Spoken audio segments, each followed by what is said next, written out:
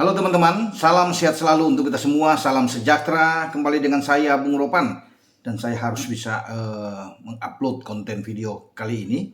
Ya walaupun sudah agak malam, namun ada berita yang saya berikan kepada para penggemar, para netizen tim nasional Indonesia. Karena kalau ditunda sampai besok tentunya sudah lain lagi, karena persiapan kita akan menghadapi Kyrgyzstan itu pada besok malam. Nantinya ini pertandingan pertama bagi pasukan Indra Safri, tapi yang perlu saya bicarakan kali ini bahwa dua pemain bersama plus ada beberapa official, mungkin 4 atau 5 official, termasuk dengan manajer tim ya, Andri Irawan, itu baru saja boarding dan bertolak ke Hangzhou, Cina, untuk bergabung dengan timnas kita, timnas U24 yang sudah berangkat lebih dulu pada tanggal 16 kemarin, dan ada 2 pemain yang mengikuti bersama dengan rombongan pada malam ini yang saya bilang baru saja beberapa saat, mungkin 10-15 menit yang lalu ya, untuk bersama dengan manajer Pak Henry. Nah, 2 pemain tersebut yang ikut adalah George Brown, ini pemain belakang dari Persebaya, dan Kadek Ariel, juga ini bek tengah dari klub Bali United. Nah, kita tidak tahu sebagaimana kondisi terutama bagi seorang Kadek Ariel, karena konon kabarnya dia kurang begitu fit, kurang begitu bugar, mungkin masih ada kelelahan sakit, tapi Pak manajer Pak Henry sudah mengatakan sudah mulai pulih ya, namanya sudah masuk, jadi dia harus berangkat ya, ada pemulihan di sini. Dan bagi George Brown dan Kadek ini tampaknya tidak akan dimainkan dulu, akan istirahat karena mereka baru berangkat malam ini, sehingga Indra Safri juga baru saja mengatakan tim yang saya harus siapkan hanya berkekuatan 19 pemain ya, karena kan sudah Sananta tidak ikut, Ramadan Sananta yang ditahan oleh klubnya Persis Solo, kemudian juga Beckham Putra ini masih dalam pemulihan, masih cedera ya, ditambah dengan 2 pemain tadi ya, kan ada 22 nama yang sudah masuk, tinggal 20, dan sekarang memang hanya berkekuatan 19. Kalau soal Kadek Ariel tidak bermain, mungkin George akan masuk gitu, tapi mungkin tidak akan bermain juga.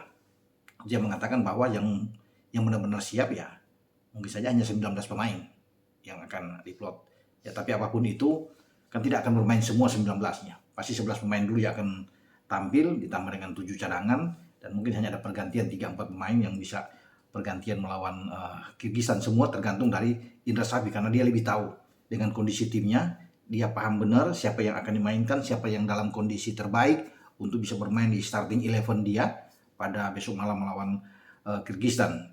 Jadi sebelum Kadek dan George Brown ini berangkat malam ini, plus dengan Pak manajer Andri Irawan dan ada beberapa official, itu mungkin sudah lebih dulu berangkat tadi sore atau siang.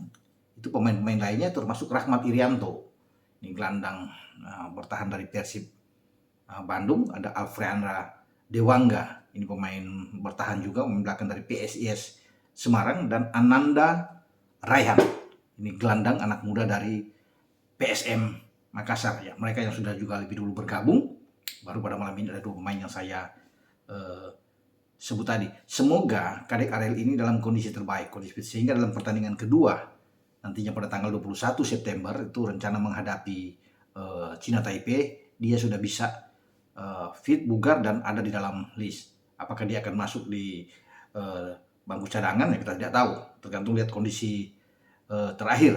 Nah, soal ada yang mengatakan bahwa kalau tidak pemain-pemain tidak ada, tolong diganti Bung Ropan. Tidak bisa.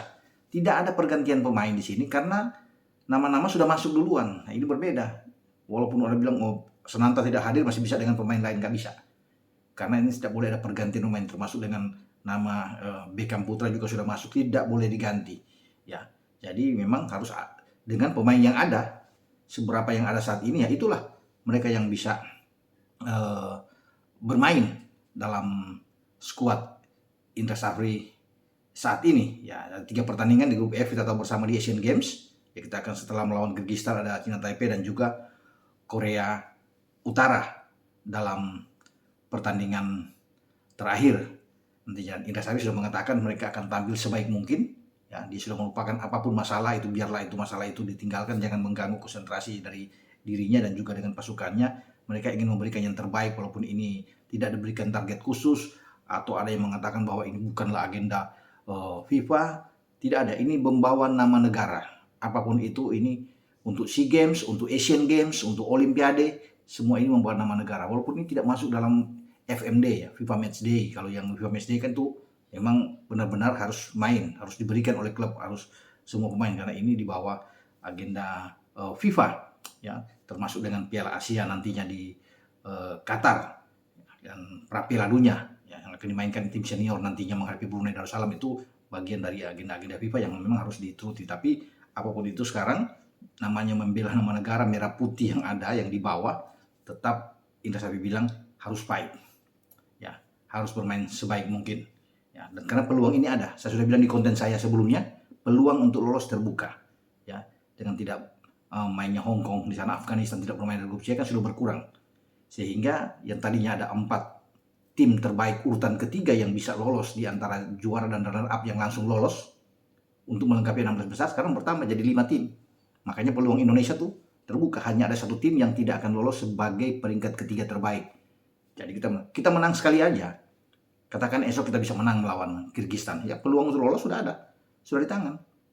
Tinggal kita bermain imbang saja bersama China Taipei atau dengan Korea Utara. Apalagi kalau kita bisa menang 2 kali, atau katakan besok imbang melawan Kyrgyzstan ya, kemudian kita bisa menang melawan China Taipei, kita udah lolos paling tidak sebagai salah satu di antara 5 tim peringkat ketiga terbaik yang bisa melengkapi 11 tim yang lolos sebagai urutan pertama dan urutan kedua, juara grup dan runner up grup kan masuk 11, dicari 5 lagi untuk melengkapi jadi di 16 besar. Makanya saya bilang ini peluang ada bagi tim kita.